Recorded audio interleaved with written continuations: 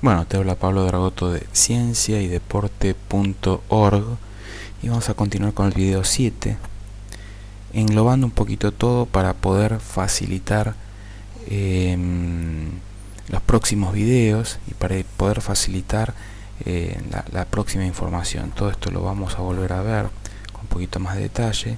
pero es importante que toda esta parte metabólica la entendamos bien. Bueno, y repasando un poco como para terminar esta serie de 7 videos de las proteínas, los hidratos de carbono y de las grasas, la primera parte metabólica es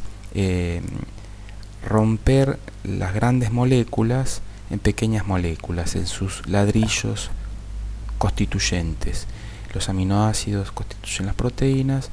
la glucosa fundamentalmente constituyen los polisacáridos, los hidratos de carbono, y los ácidos grasos constituyen las grasas, los triglicéridos. De acá, repasando un poquito, vemos la glucosa que se convierte en piruvato. El segundo estadio es que estas moléculas simples terminen en acetilcoenzima A, acompañadas de una producción limitada de ATP y de NAD reducido. O sea, el segundo paso es que la glucosa termine en acetilcoenzima A, que los ácidos grasos terminen en acetilcoenzima A, con una limitada producción de ATP y de NAD reducido. Y el tercer paso es la completa oxidación del acetil-CoA a agua y dióxido de carbono, acompañada de una producción grande de ATP en la mitocondria y de un consumo de oxígeno. O sea, y el tercer paso entonces sería que el acetilcoenzima A se oxida completamente, se degrada completamente a agua y a dióxido de carbono con el necesario consumo de oxígeno para producir gran cantidad de ATP y producir una cantidad importante de NAD reducido. Que estas dos, que el NAD reducido es el que en definitiva en la cadena transportadora de electrones, que todavía no vimos, va a ser la que produce la gran cantidad de ATP. Entonces vemos como en esta parte, y en el ciclo del ácido cítrico, que es lo que vimos rápidamente en los anteriores videos, se produce poca cantidad de ATP. En el ciclo de ácido cítrico, como ustedes ven,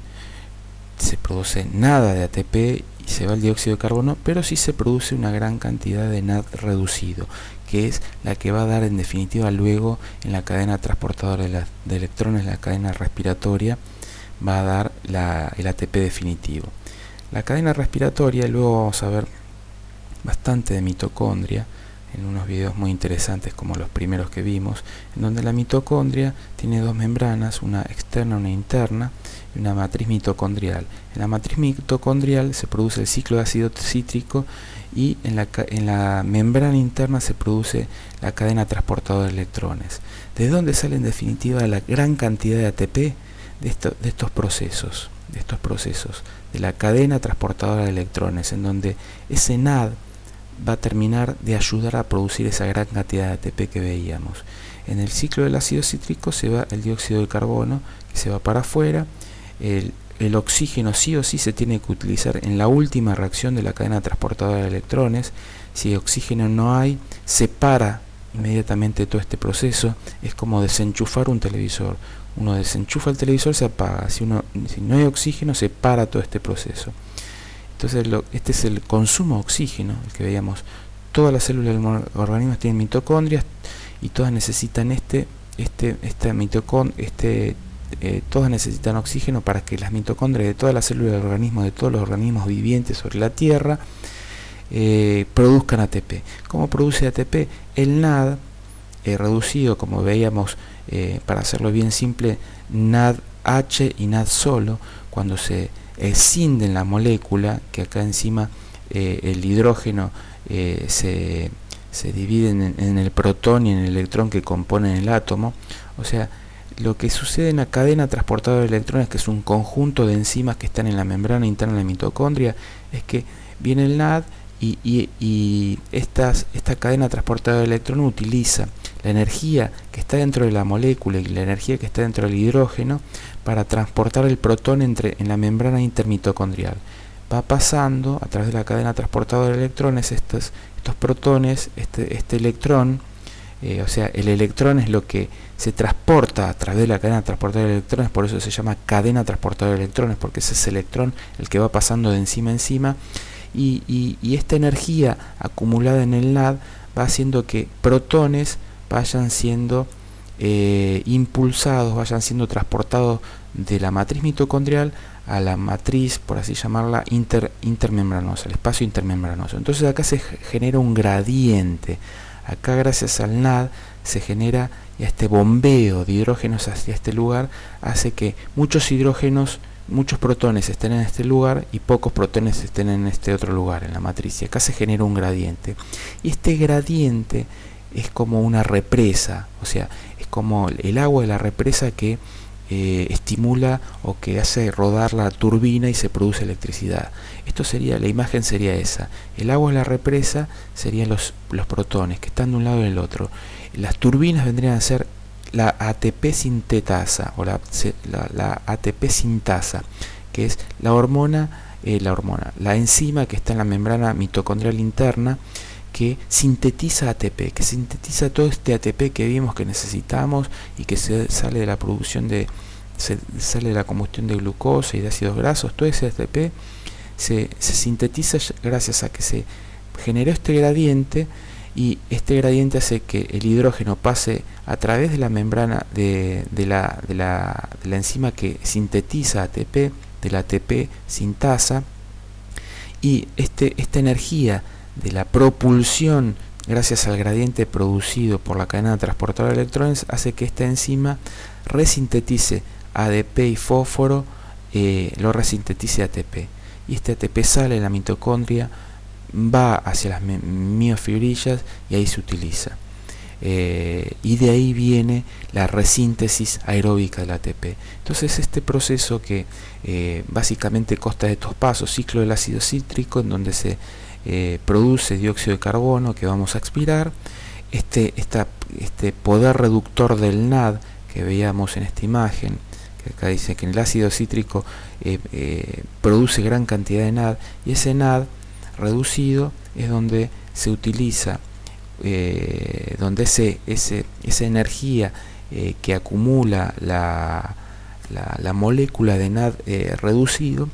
esa energía acumulada hace que el hidrógeno se escinda en sus componentes básicos, en su electrón y su protón. El electrón, que es el que un poquito tiene la energía, vaya a través del grupo enzimático de la cadena transportadora de electrones, que esta energía impulsa los protones de este lado hacia este otro lado, hacia la membrana intermembranosa, y que este gradiente es utilizado por la ATP sintasa para resintetizar el ATP. Entonces tenemos el final del cuento, en donde vemos de dónde se produce el dióxido de carbono, al que hay que sumarle el dióxido de carbono de el ácido láctico. Cuando hay mucho ácido láctico, vemos cuál es el origen del consumo de oxígeno, vemos cómo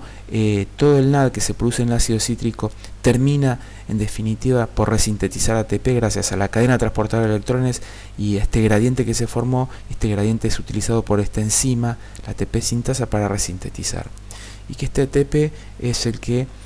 el ATP aeróbico, es el ATP libre de ácido láctico, Entonces acá vemos básicamente que cuando nada más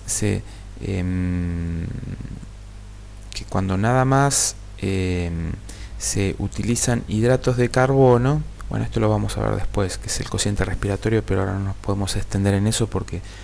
nos va a llevar bastante tiempo. Pero un poco los 7 videos estos que vimos son un poco orientadores hacia lo que vamos a ver luego, y siempre tratando de ver básicamente que hay diferentes velocidades de tasa de producción de ATP de la glucólisis, que la glucólisis fuera de la mitocondria es limitada y que la glucólisis fuera de la mitocondria, el piruvato fácilmente se produce en ácido láctico, y que la intensidad del esfuerzo va a determinar la glucólisis, va a determinar la producción de ácido láctico, la intensidad de esfuerzo va a determinar si cuándo entra en juego la mitocondria, cuándo predomina la glucólisis total con 36 ATP a partir de un molde de glucosa o de una molécula de glucosa, y cuando predomina la lipólisis, la beta oxidación, proceso que se forma dentro de la mitocondria y que va a producir gran cantidad de ATP, 126 ATP a partir de una molécula de ácido graso aproximadamente, porque hay distintas moléculas de ácidos grasos que también vamos a pegar un vistazo de eso, pero en promedio 120, 124, 126, 128 ATP a partir de una molécula de ácido graso. Yo diría que en las próximas entregas van a ser listas de reproducción que están en YouTube. Entonces va a haber varios videitos todos pegados y les voy a mandar el link para que lo vayan viendo en forma progresiva, y les voy a mandar como para que vayan entendiendo pedagógicamente qué lista de reproducción ir viendo primero y qué lista de reproducción ir viendo después. Les agradezco que presten atención y espero que les sirva, y comentarios, preguntas, sugerencias, críticas a cursos @Pablo